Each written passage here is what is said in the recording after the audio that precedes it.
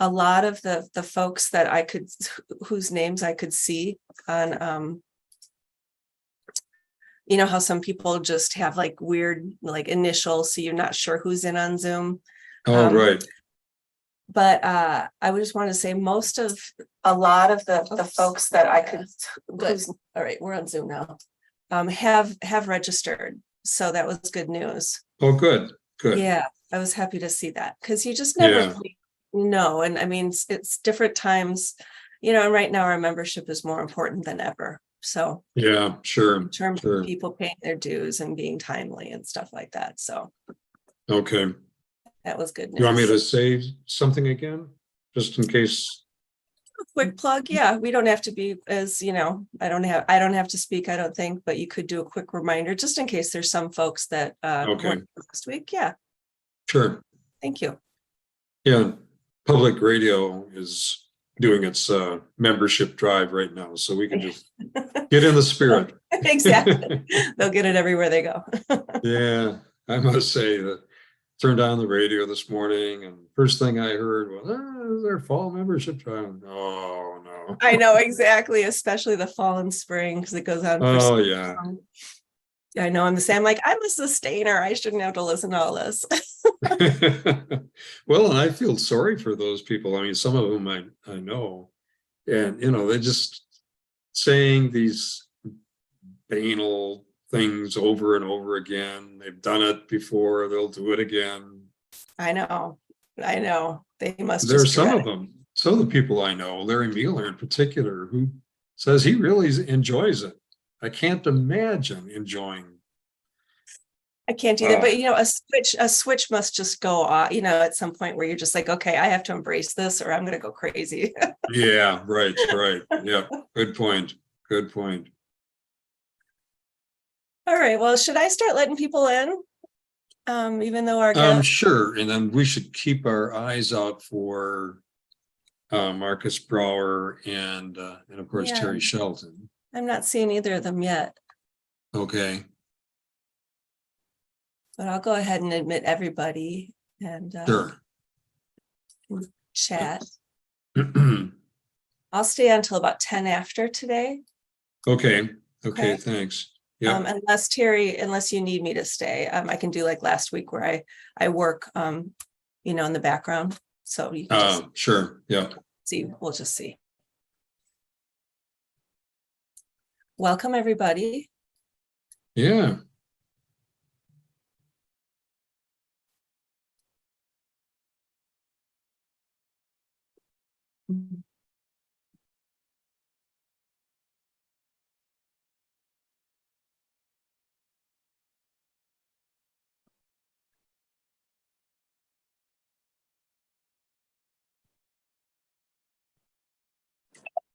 Good morning. Morning. How are you, Ray? I'm fine, thank you. Looking forward to another good day. Good. This is the highlight of my week almost. Wow. Not to put any pressure on you.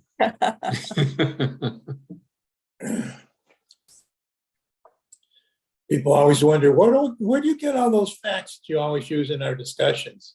And I say, well, 2 hours a week, I gather facts. Hey, there you go. Yeah.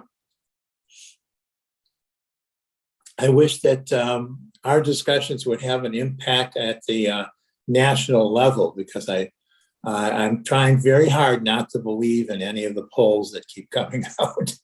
Oh, yeah. Yeah, the polls right now are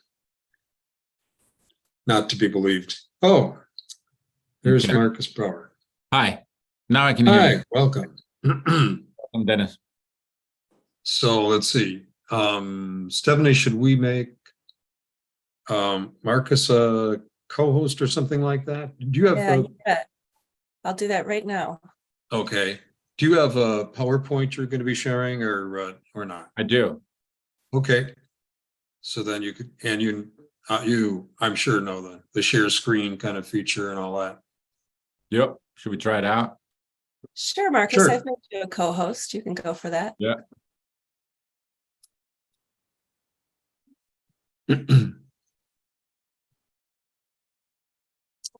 Okay, that's Can you looking see that? good. Yep, What about now? great, Perfect. wonderful.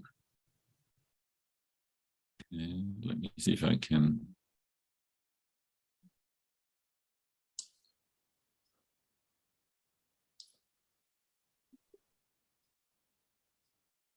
Yeah, Terry Shelton hasn't gotten on yet. I'm not sure if he's going to make it this morning or not. Apparently is out in the wilderness. Did you invite Robin Voss to join the discussion today? I think we should thank Robin Voss for making our topic particularly timely and important. And I would hope that he could learn some things. That would be maybe asking too much, but keep hope That alive. would, yeah. I thought I'd say this early and then I'll get off so I won't cause more problems later. Okay.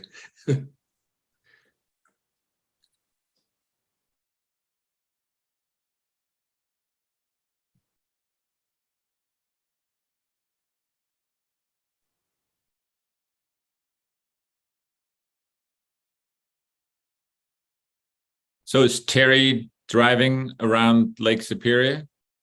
That's my understanding. I actually haven't been in touch with him the last couple of days, so I'm not sure exactly where he is. He does like to go up and do some canoeing in the boundary waters. And, Okay. Well, I'm very envious. oh, likewise. Likewise. I could be at Lake Superior right now. Mm. That was quite a story in this morning's paper about the little 2-year-old girl that wandered off and was gone for a couple of days, and they found her sleeping on her dog, using her dog as a pillow. Apparently she's just fine, but wow. Unbelievable. Yeah.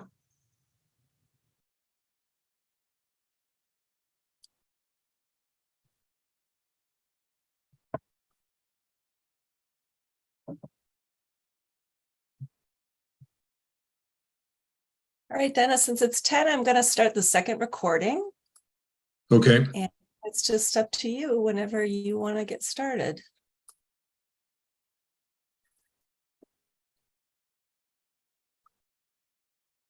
Okay. Why don't we go ahead and get started? Terry Shelton was hoping to join us this morning, and he may yet. He is apparently up in northern Wisconsin by Lake Superior and probably enjoying himself. So he may have a connection problem just given the distance and everything.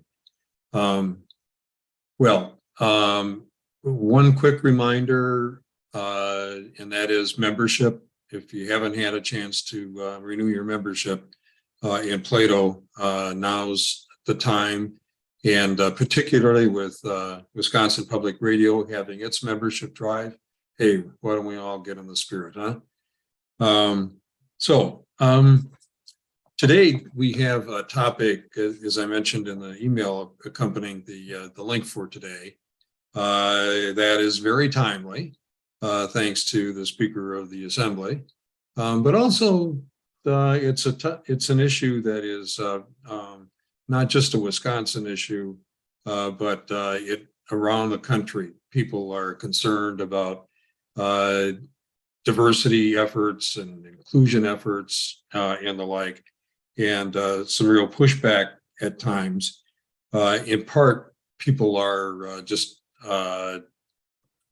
skeptical as to whether or not any of these efforts have any kind of an impact.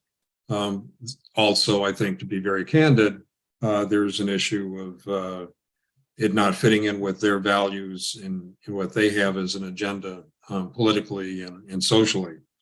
In any case, our guest this morning is Marcus Brower. He's a professor in the psychology department at the University of Wisconsin-Madison. He's also the executive director of the Institute for Diversity Science. And you heard that right, diversity science. He does research that is accepted by other researchers and scholars. It's sound kind of research and very insightful. It really has a lot of good lessons for us. He really has a handle not only on basic science but applied science, and is involved in efforts to try and change our behavior to be more civil and more accepting and more inclusive. With that as a brief introduction, Professor Brower, you want to go ahead? I do. Thank you very much. Thanks for this very kind introduction. Let me start sharing my screen and let me see if this works. Can you see my screen now?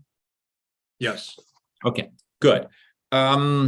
Great. So I have a presentation that lasts about 20-25 minutes. Feel free to interrupt me anytime. I will not be monitoring the chat. Dennis or Stephanie, maybe you can do that. And then let me know if there are questions. If not, if I don't hear anything from you, I'll just keep going with my presentation and then we can open it up for discussion. Sounds good. Okay. So thank you for the kind introduction. How come I can't move forward? Okay, here's who I am. I'm by training a social psychologist. I'm also a statistician. Actually, most of what I teach is statistics and data analysis. I'm affiliated here with the Department of Psychology, and I have also affiliations with the Wisconsin School of Business and the School of Medicine and Public Health. And as Dennis mentioned, I'm the executive director of that new institute on campus, the Institute for Diversity Science, and I hope to have the time to tell you a little more about this institute towards the end of my presentation. What my colleagues and graduate students and co-workers and I study is we try to identify effective methods to promote good behaviors. And what we mean by good behaviors is behaviors that are good for society and good for the people who do them. So we look at sustainability behaviors. How do we get people to reduce their carbon footprint? We look at the behaviors related to diversity, equity, and inclusion. How do we get people to behave in a less discriminatory manner and a more inclusive manner? We also work a lot with organizations, companies, how to promote certain types of workplace behaviors. So what we're looking at is how to reduce what we call counterproductive workplace behaviors, doing personal internet, extending breaks, using the company cars for personal trips, etc. And how do we promote so-called organizational citizenship behaviors? So these are the small behaviors in a company that increase productivity and make the workplace a better place. Today is going to be focused mostly on the second topic, diversity, equity, and inclusion. I have a main message that I'd like to bring across today. It is possible to change other behaviors. It may sometimes appear difficult, but it is possible. There's just one problem. Many people use very ineffective methods. And I'm trying to show you what these ineffective methods are. I'm going to share with you what effective methods are. And I want to point out that there's a lot of research in the behavioral sciences, empirical research, data-driven research that has contributed a lot of insights in recent years. What we knew about behavior change 25, 30 years ago is without comparison to what we know today about how to change people's behaviors. Let me start out with a little audience participation here. This is where I need your input. We have a young man, let's call him Bill. And my goal is to get Bill to recycle more. What can I do to increase Bill's recycling volume by 30%? And it's a multiple choice question. Let me present the answers to you. Option A is I convince Bill that climate change is human-made. Option B is I highlight the increase in natural disasters in his area. And finally, I give him a different recycling method. If you want to unmute yourself and just shout out what you think, which of the three is the best way to change Bill's behavior. C. Give him the C. Okay. We get a variety of answers. Thank you. We got a variety of answers. That's great. That's what I usually get. And some of you mentioned C, which actually is the right answer. So let me show you what is the easiest way to get to build to recycle more, as I simply make the trash bin smaller. I make the recycling bin larger. I can increase Bill's recycling volume even further if I actually make the recycling bin green, because it has been shown that color coding actually has an impact on behavior. I can further increase Bill's recycling volume by leaving out the recycling bins on the curb a little longer. It actually has been shown that slightly longer exposure times to your neighbor's recycling bins shows you that your neighbors are all recycling, and that then therefore increases your own recycling behavior. I want to point out that by doing that, I have not changed anything in Bill's head. I have not convinced Bill that climate change is human-made, that there are natural disasters, that it's a problem, etc. I have changed Bill's behavior by giving him a different recycling bin. So I want to address false belief number one, because that's what this example is about. It would be a false belief that we can change people's behavior by providing information and raising awareness. Here is a image of sort of 6 groups of Americans and their attitudes about climate change. The first 2 groups are the most concerned, alarmed about climate change, and then there are people who cautiously wonder about climate change, and then there are people who are disengaged. Others are doubtful and dismissive. Do you think that the people in the first 2 categories, the alarmed and the concerned ones, recycle more? No. Do you think they do less air travel? No. What if I change somebody who's currently cautious and I convince them with persuasive messages so that he then progressively turns into a concerned person? Will they change their recycling behavior or any other behavior related to carbon footprint? The answer is no. Changing people's providing information and raising awareness about a particular topic does not lead to behavior change. At least in most cases, it's insufficient to cause behavior change. Why is that? There's a French social psychologist, Robert Vincent Joulet, who coined the phrase, good ideas do not necessarily lead to good behaviors. The fact that we believe in something, that something is a good idea, does not necessarily lead to corresponding behavior change. A more technical term would be the value-action gap. We have all these great ideas, these great values. Unfortunately, our actions really follow these great values. This value-action gap, or the fact that good ideas don't lead to good behaviors, has been shown in many domains. Many people think it would be a great idea for them to donate blood, and yet they don't do it. Here's another example, working out. So let's look at what the CDC says about physical exercise. This is what we should all be doing. We should, in order to stay healthy, we should be doing 2.5 hours per week of moderate intensity aerobic activity, brisk walking, biking, etc. And the ideal is to do that activity in bouts of about 10 minutes or more. That's what we should be doing, according to the CDC. So if we now go around and ask people, hey, how many people think that this is a good idea? You should be doing that. 80% tell us, yep, that would be a great idea for me to do that. How many people then, if we ask them, well, are you doing it? How many say yes? 40%.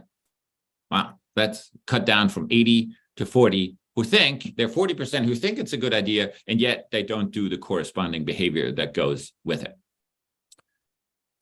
The question then is, what happens if we put accelerometers on people's ankles and actually measure how much physical activity they actually engage in? How many get this much activities? What do you think? What is the percentage of people who do what is suggested by the CDC? 2.5 hours, moderate intensity of aerobic activity in bouts of about 10 minutes or more. 15. 15? Not bad. 4%. And that percentage is lower for individuals age 60 or less. And even though they should be doing it just as much as those who are under 60. Okay? Good ideas do not necessarily lead to good behaviors.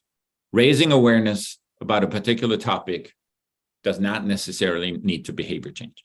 I can give you hundreds of other examples from condom use, smoking, etc. They're rare the number of smokers who think it's good for them to smoke. All of them are aware that smoking causes lung cancer, right?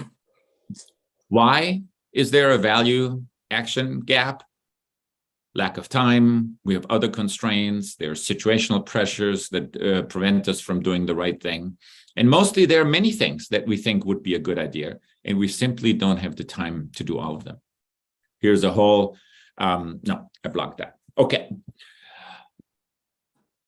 I'm taking a short breather just in case there's somebody, if you want to interject a question. If not, I'm moving on to false belief number 2.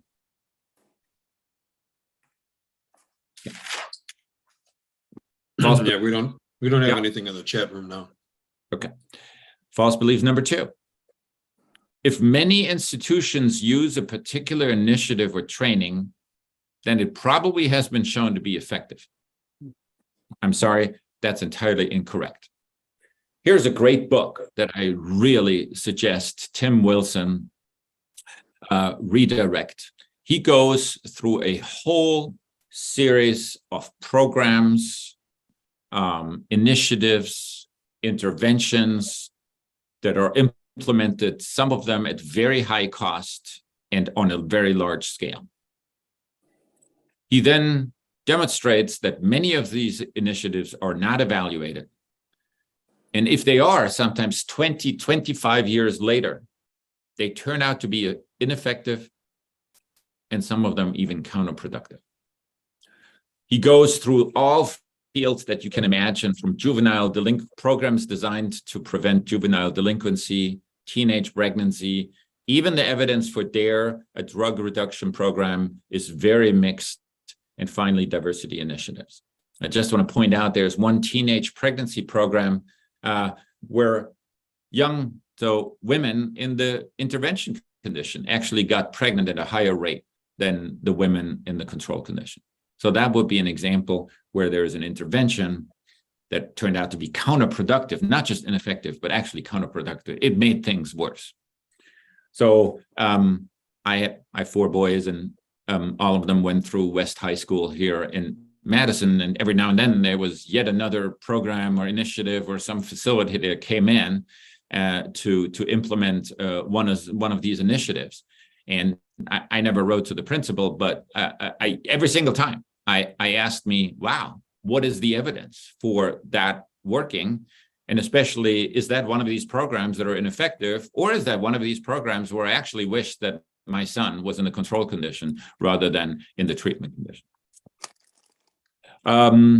Frank Dobbin, a sociologist at Harvard, and Alexandra Kalev, who's a professor in Israel, examined why so many diversity programs fail. What they looked at is what happens to a particular company, especially to the number of women and ethnic minorities in leadership positions 5 years after a particular company introduces a particular diversity program. Let's look at the result of their analysis. Here are the results.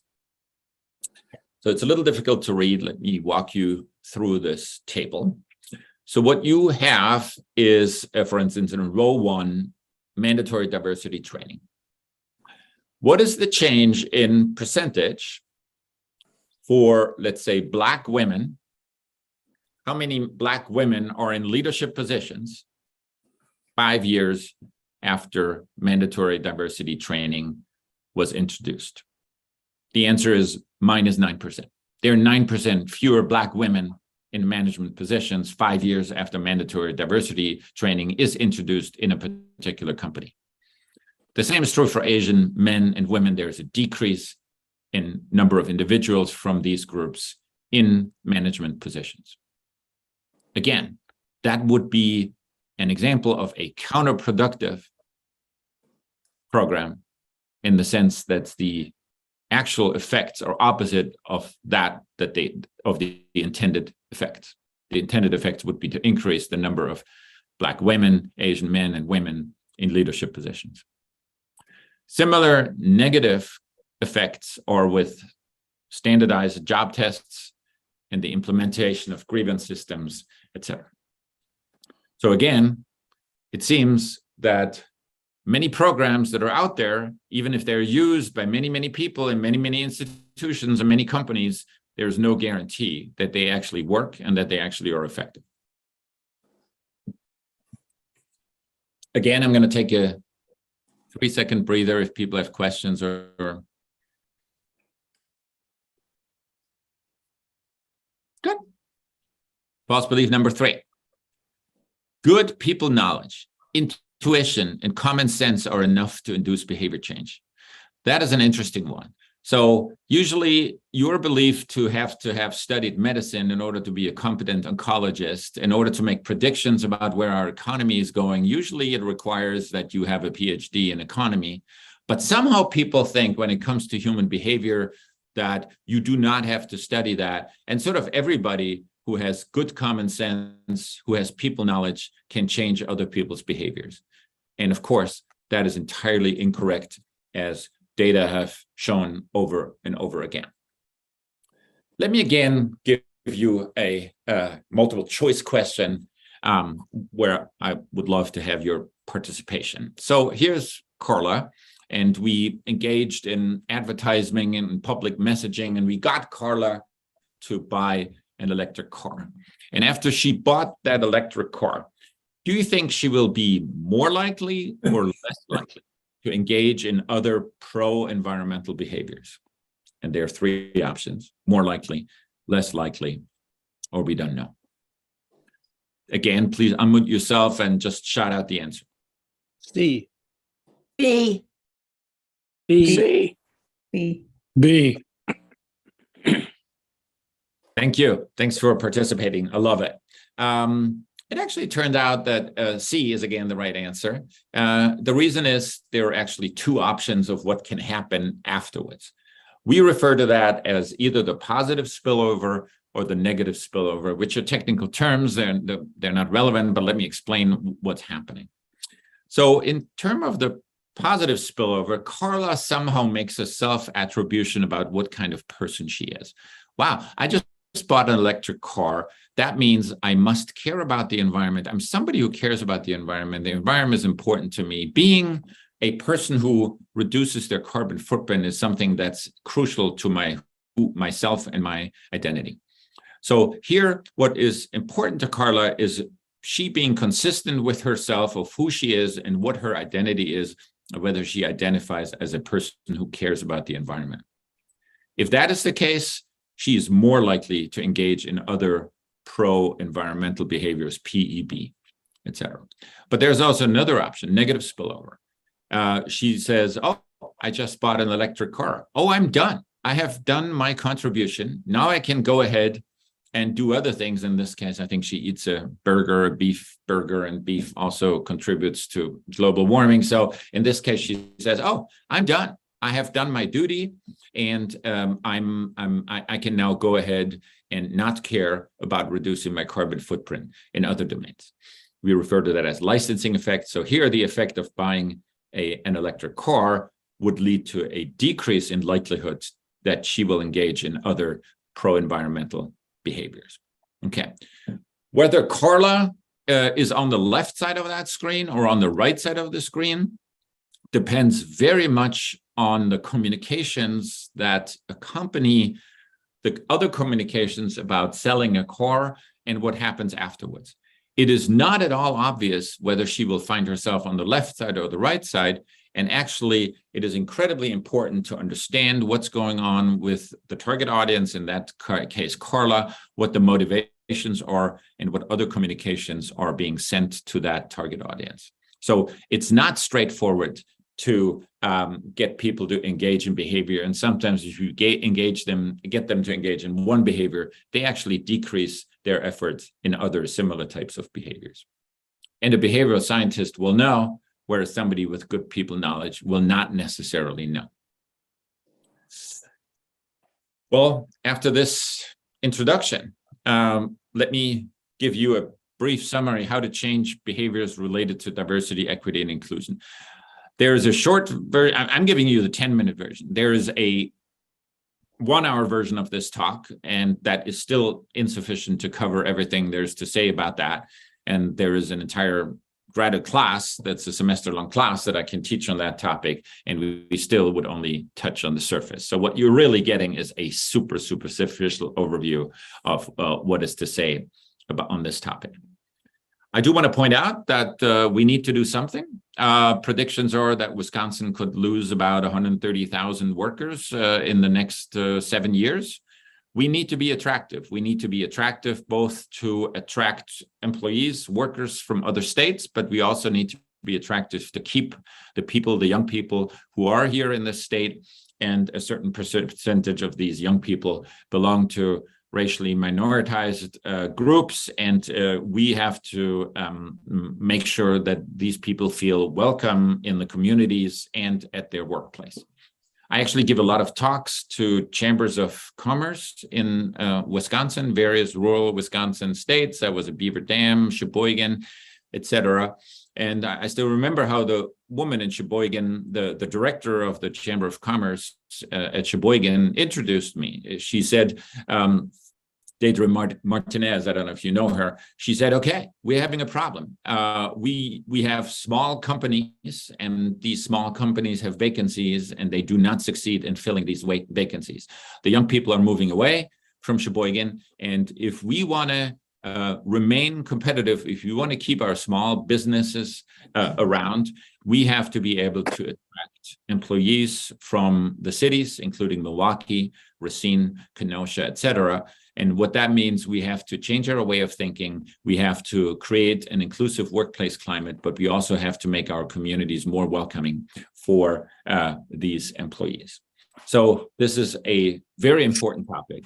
And based on what you have heard before, my third and last multiple choice question. So what can I do to get people to behave in a more inclusive and less discriminatory manner?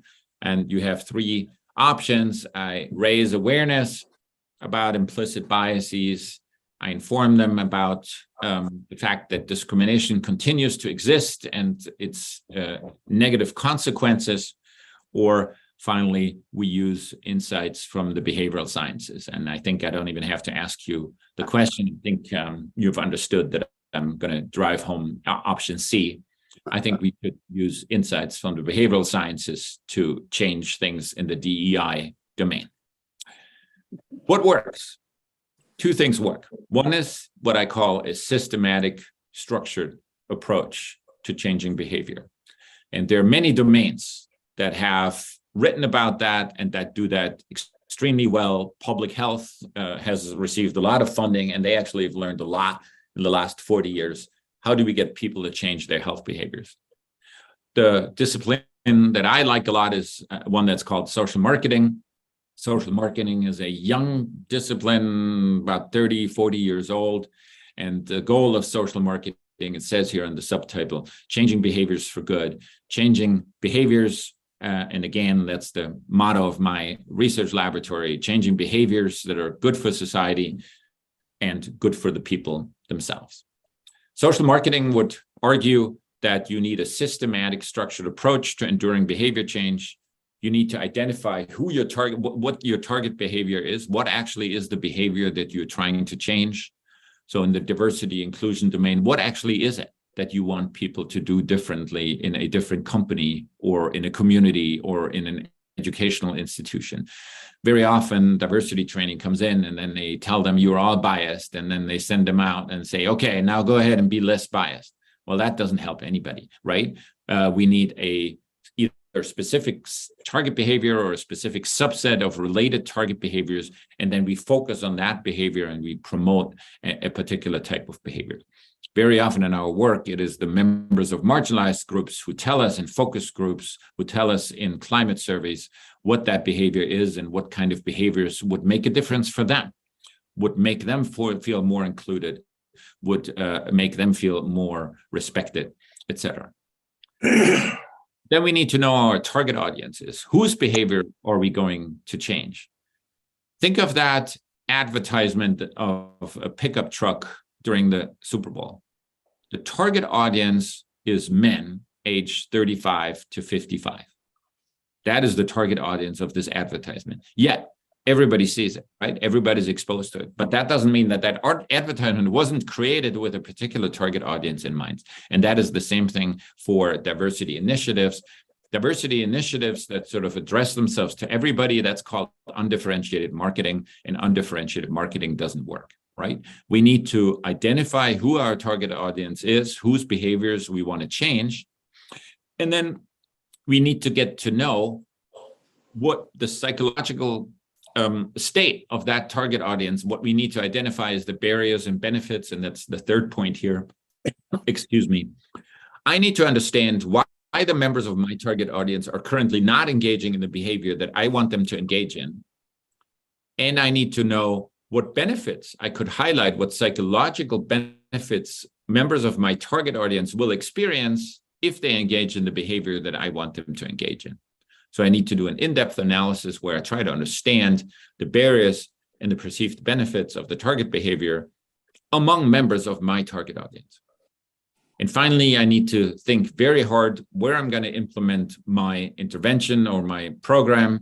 It has to do with place. Where do I implement it? Price. It has to do with incentives, often psychological incentives. Why should they do the behavior that I ask them to engage in? It has to do with the product. How is it done? Is it a video? Is it a diversity training workshop? Is it a brochure? Is it information provided in a newsletter, et cetera? And finally, how is it promoted? Who are the people who are the champions of that intervention? Is it managers? Is it instructors at the university? Is it famous actors? Is it other people who are opinion leaders in the company? This is what it means to have a structured, enduring approach to enduring behavior change. And very often that's not what's done in the diversity domain.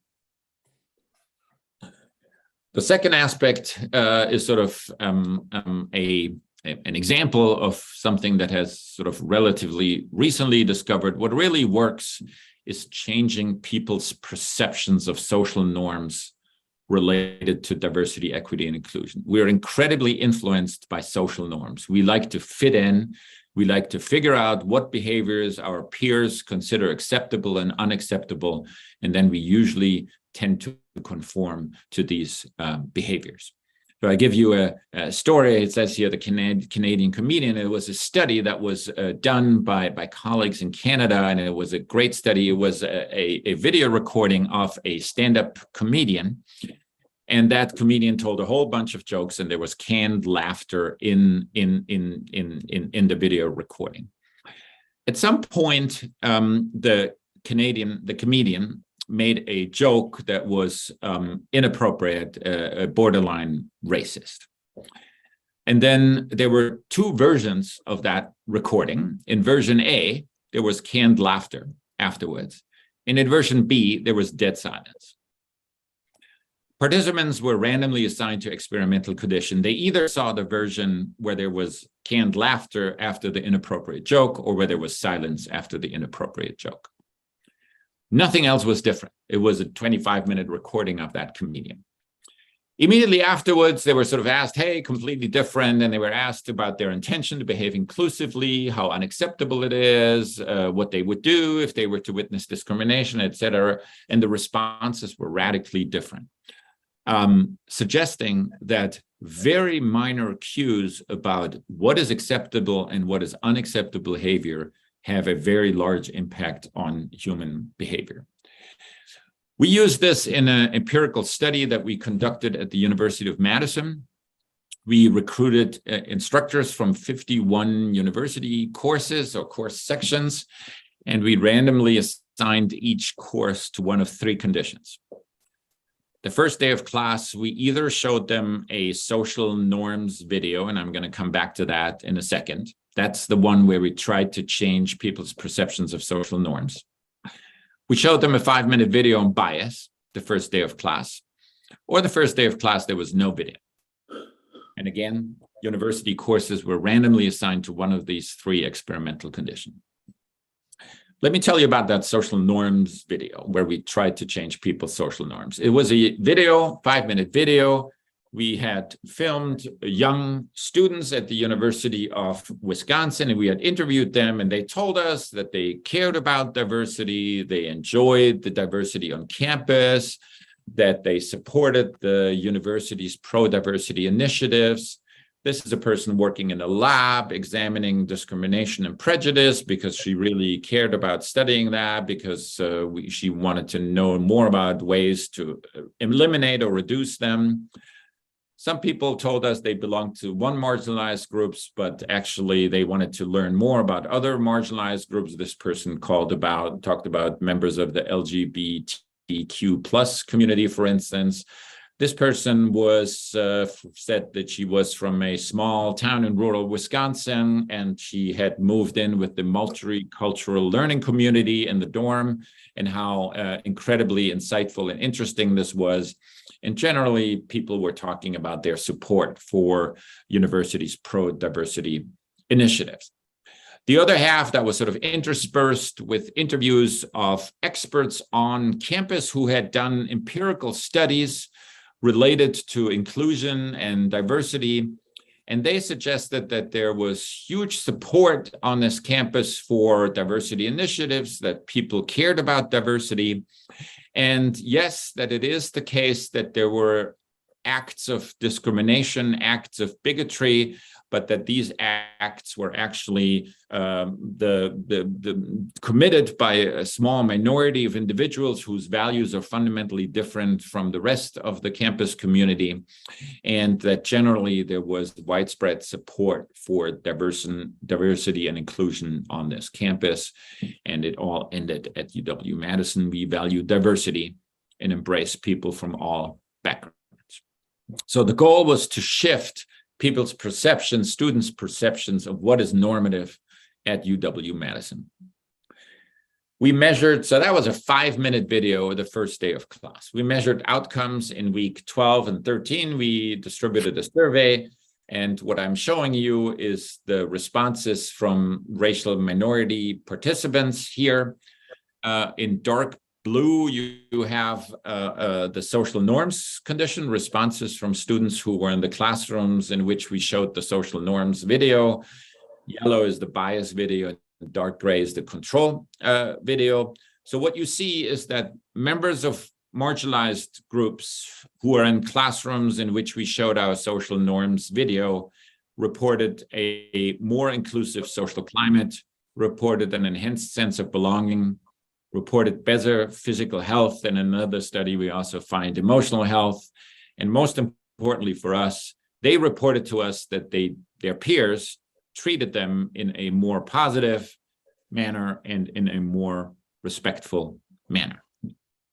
The bias norms that its effectiveness was intermediate. Maybe the effect is mostly driven by the instructor showing that video and basically communicating, I care about diversity and inclusion.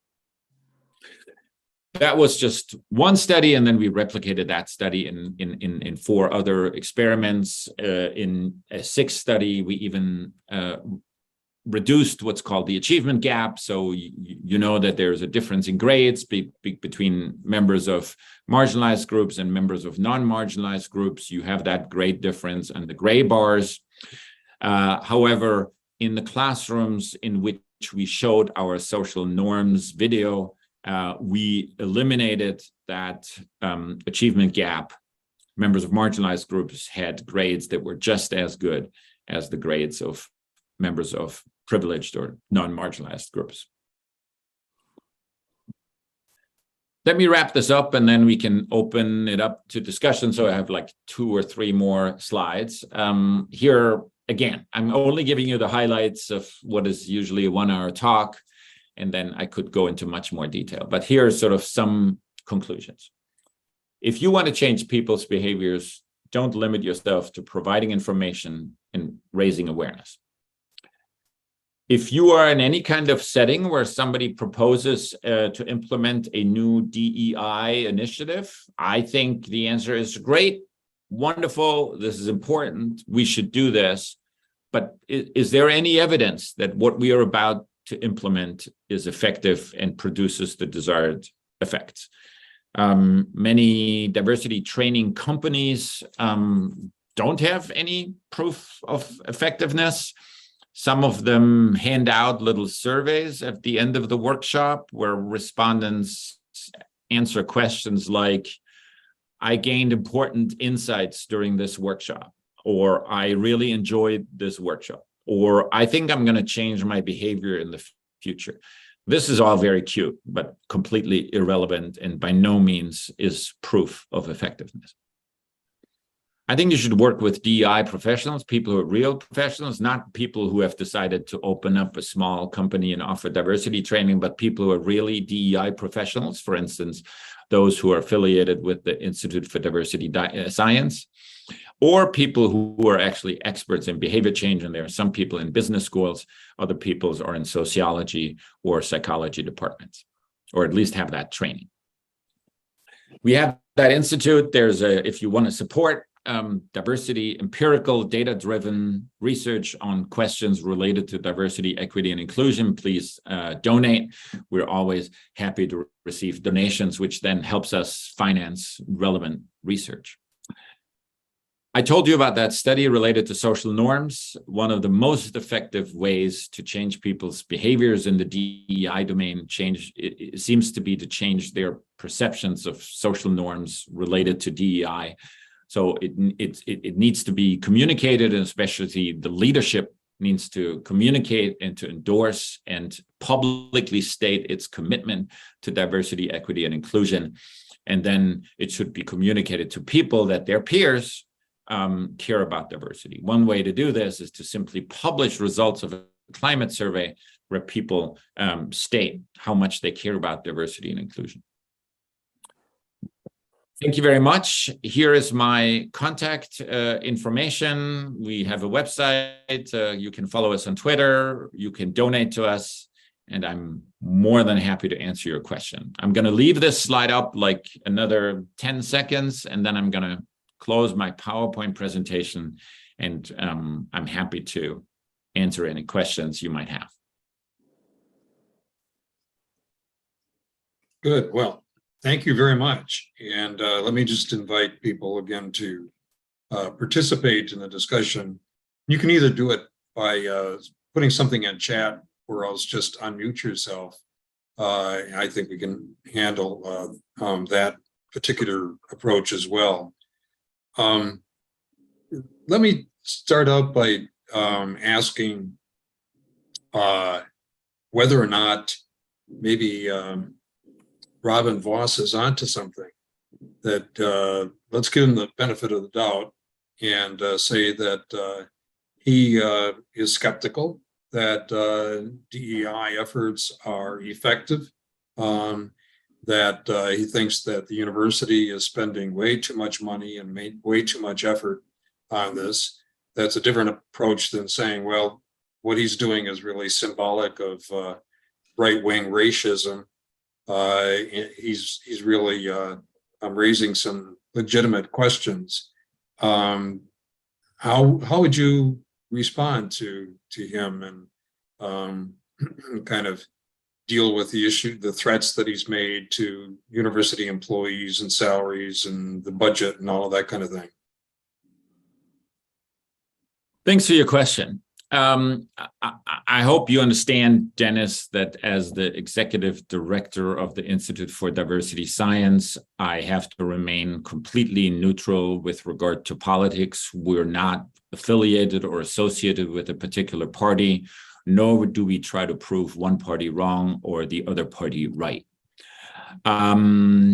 especially in a recorded Zoom meeting. Having said that, I can tell you what I hear. I travel a lot to various areas in Wisconsin. I give talks to small business owners. My guess is that 80% of them have voted for Trump. We have a secondary house, which is actually a farm, a hobby farm near Boston, Wisconsin. I have dear conversations with my neighbors, and some of them are absolutely adorable and would endorse Robin Voss's ideas. So I hear a large variety of opinions on this issue. What I hear is what is interesting to me as executive director is what people have in common, or what the common ground is that people agree on. First of all, people from all political affiliations dislike discrimination. Nobody likes that members of certain groups are disadvantaged. Most people think that everybody should have their fair chance. And then most people even agree that there are some historic or systemic factors that prevent members of certain social groups from succeeding and striving in our society. People want fairness, and people do not like discrimination. Second of all, I think it is important. What happened in the diversity domain was important. We had the civil rights movement. The goal back then was to build political will to change these civil rights legislations, and then finally to find the support for that. Then came the time when we didn't really have any science on this issue, and when it was important to do things and to show publicly that one cared about these issues. I think that was the time where numerous diversity initiatives were implemented, but the worry at that point was not, let's just implement it, or the worry was not, are they effective? Do they produce the desired effect? And I think with the progress in research, we have now reached the third stage. And I think people from all sides, both sides of the aisles, are now asking for pro-diversity initiatives that work. They want empirical evidence that a particular pro-diversity initiative is effective and produces the desired effects. And that is exactly what the Institute for Diversity Science is about. The goal is to produce data-driven empirical research on questions related to diversity, equity, and inclusion. It could be basic research, it could be applied research, it could be translational research, it could be research in evaluative research, where we evaluate the effectiveness of particular interventions or programs or policies, etc. So what I'm hearing is that nobody likes discrimination. A lot of people care about diversity for a variety of reasons. The small business owners may care about diversity primarily because they want to keep their businesses alive. Many people care about diversity and promoting diversity and how to create an inclusive climate. And finally, a lot of people are asking about evidence-based practices in the diversity domain. So I think we have actually more to agree, more things that we agree on than we disagree about in this particular domain, even though it doesn't seem like it. Okay.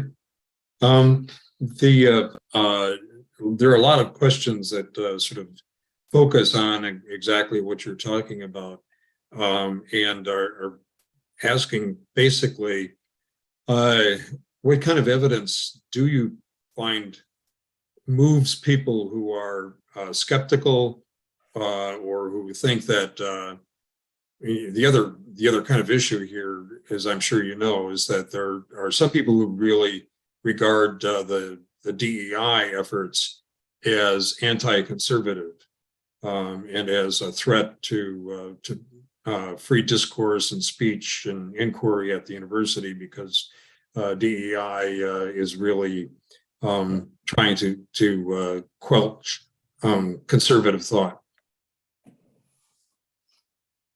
The Institute for Diversity Science has a very wide definition of diversity and what it means to belong to different social groups or even marginalized groups. Of course, there is race and ethnicity, there is gender identity, there's sexual orientation, there is religion. Think of discrimination towards Jews and Muslims. There is discrimination towards individuals with disability, mental health issues, physical health issues, etc. But there's also discrimination towards first-generation college students and individuals from rural backgrounds. I think it is important to address all forms of discrimination and prejudice. Some of these groups have historically been the target of more discrimination than others, and I think we need to recognize that. But I think we want to think about creative ways how we can create a climate where everybody, regardless of the social groups they belong to, feel welcome and included and respected. Someone asked in the chat room about the effects of that 5-minute video that you talked about, and what you were measuring. Are you measuring as the effect of the video attitudes or behaviors or both? Okay. Well, we get ratings from members of marginalized groups, students from marginalized groups, and they tell us that their peers treat them more inclusively and with greater respect. We like to think about this result as showing that their peers have changed their behavior, that the non-marginalized students actually have changed their behaviors and engage in more inclusive behavior. There's, of course, a very viable alternative explanation, and that is that the marginalized students, after seeing our video, now interpret ambivalent or ambiguous behaviors by their non-marginalized peers differently and interpret it more positively. So it could be that it's not at all the case that the members of non-marginalized groups change their behaviors, but that what has changed is the perceptions of the students from marginalized groups of their peers' behavior. We cannot disambiguate these two explanations, and I think this is what the post is about. You're entirely right. We have thought long and hard about how to do that. The only option to do that would be to expose only members of non-marginalized groups to our intervention. And that is incredibly hard to do because we cannot go in the first day of class, ask all marginalized students to leave the classroom, and then show a video to the students who are left in the classroom.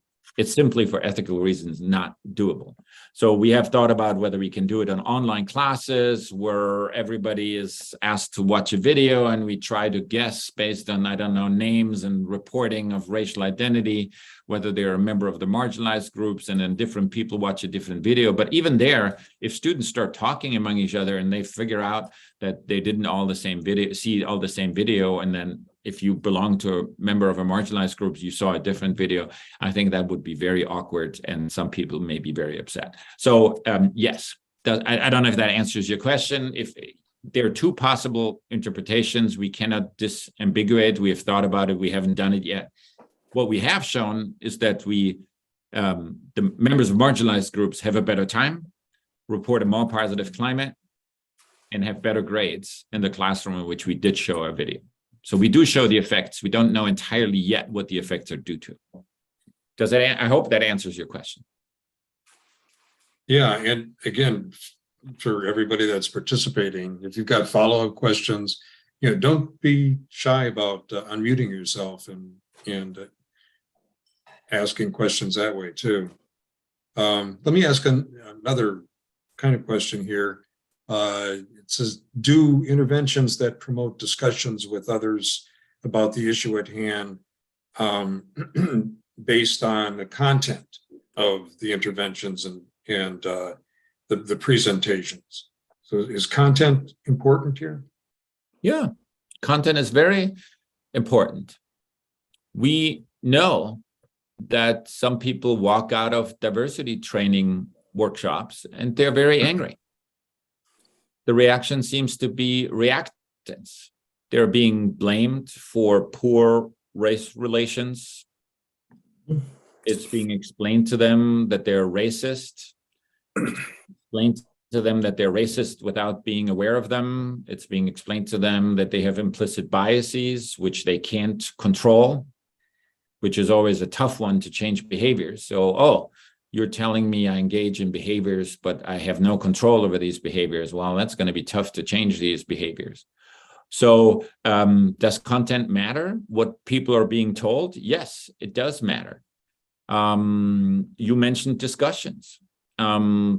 Discussions bringing, it sort of was a fashionable thing for a while, bringing people together from different social groups and have them talk about race talk. There's no evidence that they work, but content matters. Some of them work and some of them don't. The ones that don't work are usually the ones where people end up talking about differences. Oh, you folks do things like this. Yeah, we do them like this. Or you folks are in this position. Well, we are different. We do it like that. So the whole discussion then ends up being how people talk about the differences between races and how they are fundamentally different and how there is a divide that is very hard to overcome. However, if you have a discussion leader who actually focuses more on the common ground and the commonalities rather than the differences, these discussions can be very helpful. The discussions can also be very helpful if members of marginalized groups can express what the behaviors are that make them feel excluded and disrespected. And then also it can express what kind of behaviors make them feel included. Very often members of non-marginalized groups don't even know what they're supposed to do. They say, we have these focus groups with some of the students and they say, just tell me what I'm supposed to do. I'd be happy to do it. You want me to contribute to a positive, inclusive campus climate? Sure, I'd be happy to do it. Tell me what I'm supposed to do and I will do it. If members of marginalized groups actually get the chance to say, hey, if you say this, this would make me feel included. If you say that, if you do this, etc. So then members of the other groups actually know what contributes to a positive social climate. So does content matter? Yeah, it matters a lot. Mm-hmm. Yeah, interesting. Have a question here that I think builds on your point in the presentation about social norms and the importance there. The question is, have there been attempts to utilize individuals who are least likely to discriminate to share their worldviews with broader audiences of peers? And does this have the potential for success? So these would be individuals who are very egalitarian and they care a lot about inclusion. And these are the individuals who are the least likely to discriminate and dare share their worldviews. I'm not entirely sure, just transfer it to a different domain. If you want to get people who are a bunch of couch potatoes, you want them to physically work out. Would you bring in marathon runners who train 7 times a week? And would by having them explain their worldview, would that get people who are couch potatoes to work out more? I doubt it.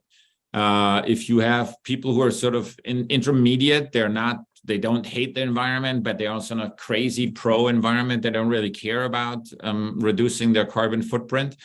If you bring in an environmental activist who maybe is a minimal consumer of anything that produces a carbon footprint, would that person explaining their worldview change the behavior of these people in the middle?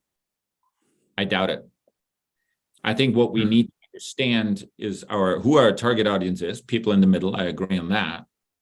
But I think we want to address their specific barriers and benefits. And I somehow doubt that a person who is the least likely to discriminate can successfully address the barriers and benefits of our target audience.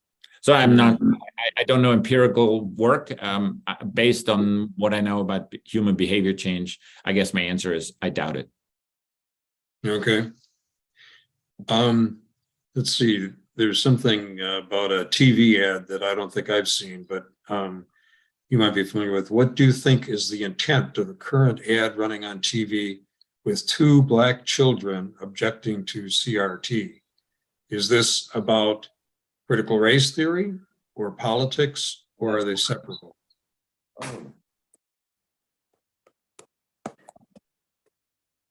I don't know. I haven't seen the ad, and I do not know what the intentions of the creators of that ad are. My guess, the goal is to discredit critical race theory. and to show that members of the African American community in the United States, some members are opposed to critical race theory as well. Okay.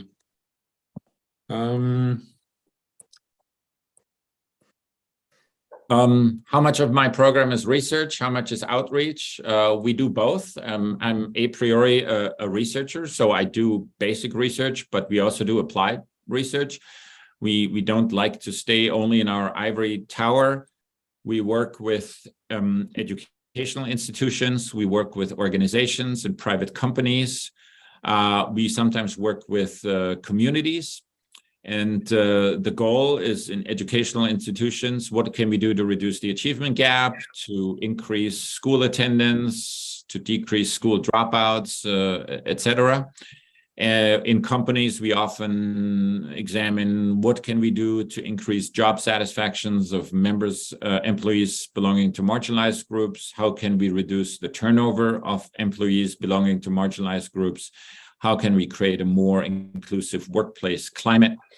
Often the effort is also to diversify a particular workforce, imagine tech workforce, healthcare workforce, et cetera. What are the most effective ways to diversify that particular workforce? We do outreach in a certain way, but so all of this is empirical study, but it could be applied research in the sense that we work with organizations and companies not affiliated with the university. Purely outreach, I'm doing it right now. I'm talking to you. Both the Institute Chair, Angela Byers-Winston, and I give numerous presentations to non-specialized audiences where we try to bring across the word, and the goal is to promote support for empirical research on questions related to diversity, equity, and inclusion.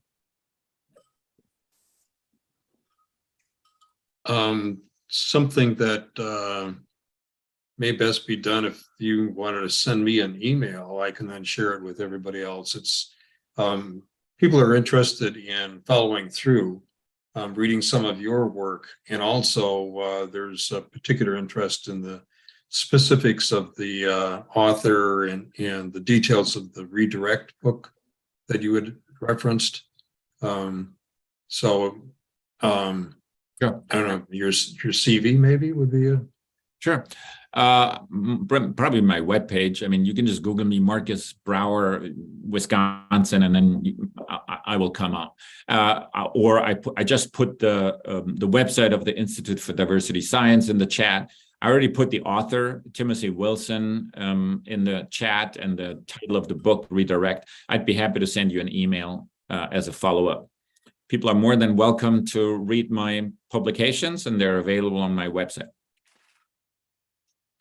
Okay. But I can send you a follow-up email, Dennis, no problem. Okay, that'd be great. Let's see, we've got another question here asking if you think that as you hear Robin Voss and others in the legislature take his position, do they have a different definition of the problem than you do, or you think that there is some common ground there for discussion?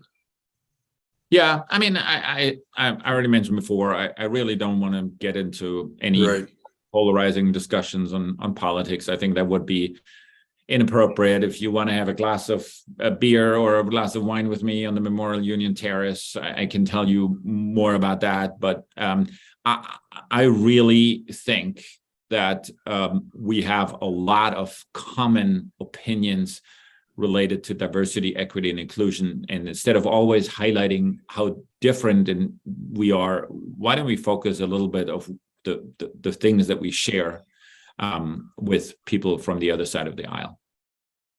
Okay.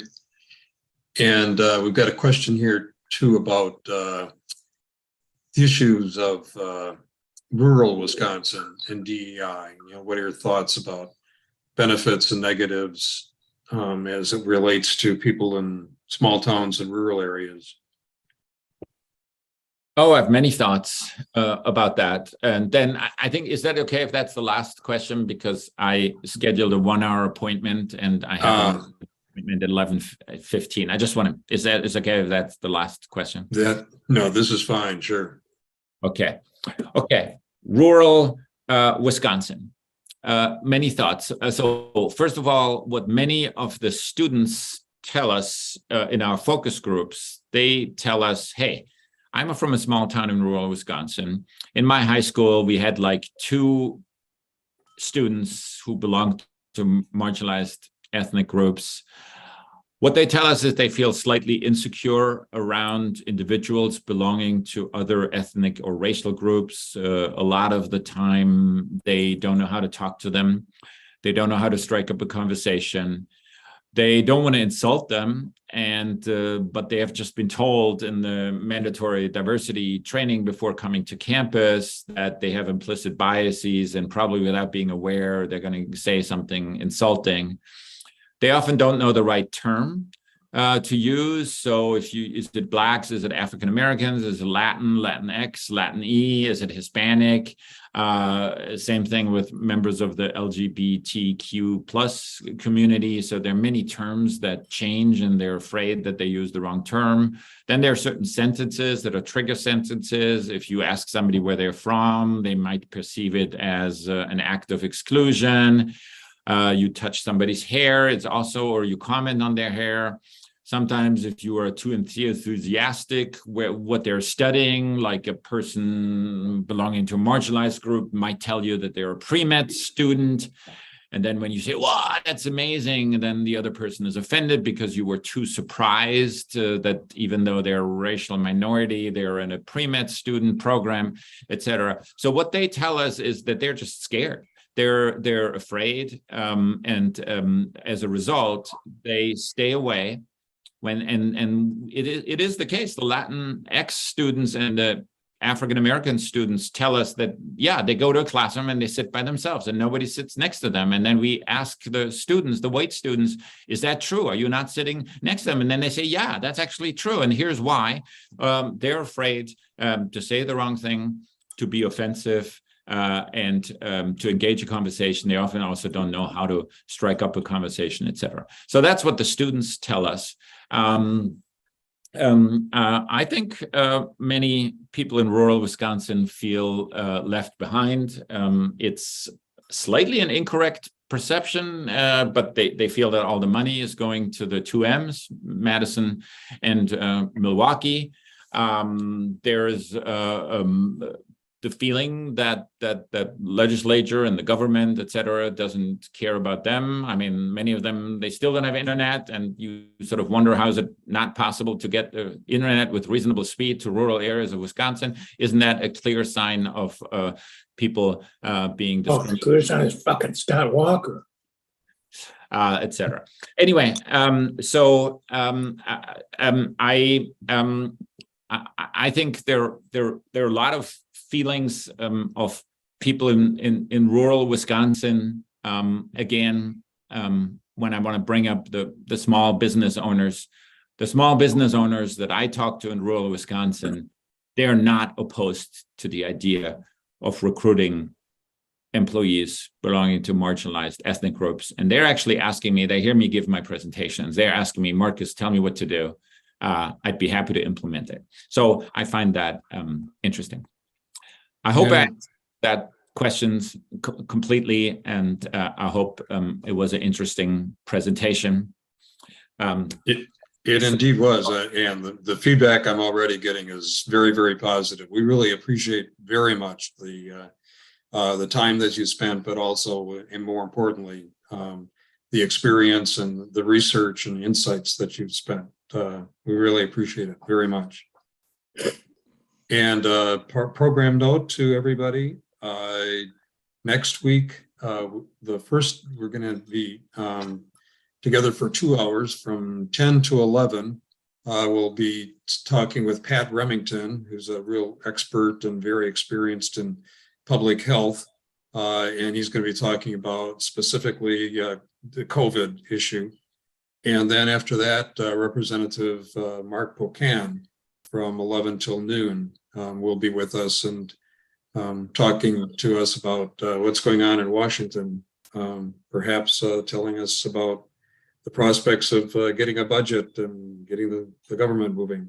So have a good week, and we'll see you next week, Tuesday. Thanks again, everyone. Bye. Thank you. So that's it, huh? Excellent. Dennis, I'm trying to get the chat because I'm actually interested in people's reactions. So I'm trying to find out, trying to get a copy of the chat. Okay. Do you have that? Do you have a recording? Will the chat? I think that the recording includes the chat. Yeah. But let me pursue that, and I can get that to you. I wonder, yeah, whether once you have the recording, whether that will send you a whole bunch of files, the video recording, but also then a text file of the chat. And if you want to share that chat with me, I'm fascinating. I don't need the names. I'm always fascinated by the feedback, and some of them that actually leads to research projects that we do. So I love that feedback. Okay, good. Yep, Okay. I'll make sure you get that. It usually takes a couple days before the recording is available, but Wonderful. I'll get that to you. Thank you again. I'm going to leave then. Okay, bye now. Bye.